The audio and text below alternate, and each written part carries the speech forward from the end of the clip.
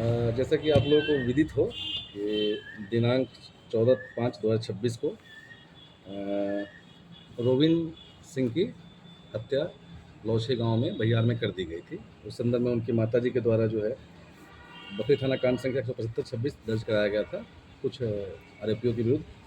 हम लोग अग्रतर अनुसंधान में एसटीएफ की मदद से, जिला सूचना इकाई की मदद से, वरीय पुलिस अधीक्षक बेगूसराय द्वारा दिए गए निर्देश के आलोक में पूरी थाना की टीम, सभी टीम मिलकर हम लोग काम कर रहे थे। घटना के हर एक पहलुओं की जांच की जा रही थी। तकनीकी साक्ष्य संकलन, परिस्थितिजन्य साक्ष्य एवं अन्य मैनुअल सूचना संकलन के आधार पर हम लोगों के शक के दायरे में जो मृतक है उसका भाई ही था। तकनीकी साक्ष्य, अन्य साक्ष्य संकलन के उपरांत इनको कल पूछताछ के लिए लाया गया था। पूछताछ के दौरान इन्होंने अपने अपराध को कबूला, अपने भाई की हत्या करना स्वीकार किया और इनकी निसंदेही के आधार पर हत्या में प्रयुक्त जो अवैध कट्टा था वो बरामद किया गया है लौछे गांव से। कितने लोग सर इस हत्याकांड में शामिल थे?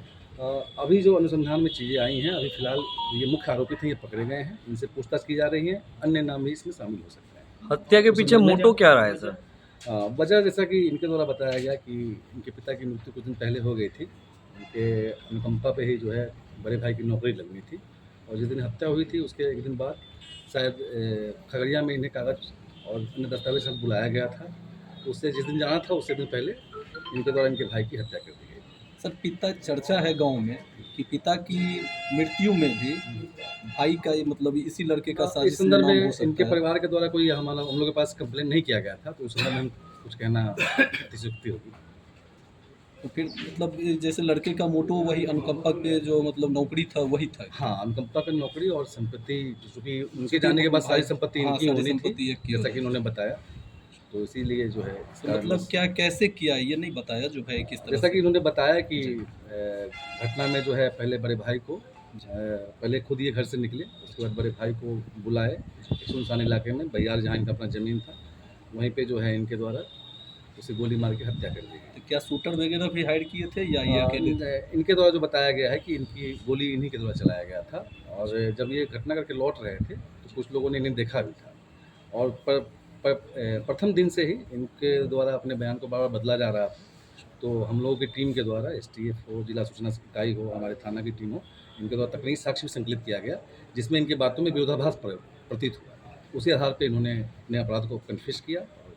जिस समय सर हत्या हुई थी ये अकेले थे या फिर इनके साथ भी और कोई थे? अभी जो इनके द्वारा बताया जा रहा है कि अकेले थे उस समय, लेकिन हम लोग अनुसंधान में कुछ और चीज़ें आई हैं इसलिए हम लोग कर रहे हैं, जिसे अभी बताना उचित नहीं है। अंतिम कॉल सर मतलब किसका था?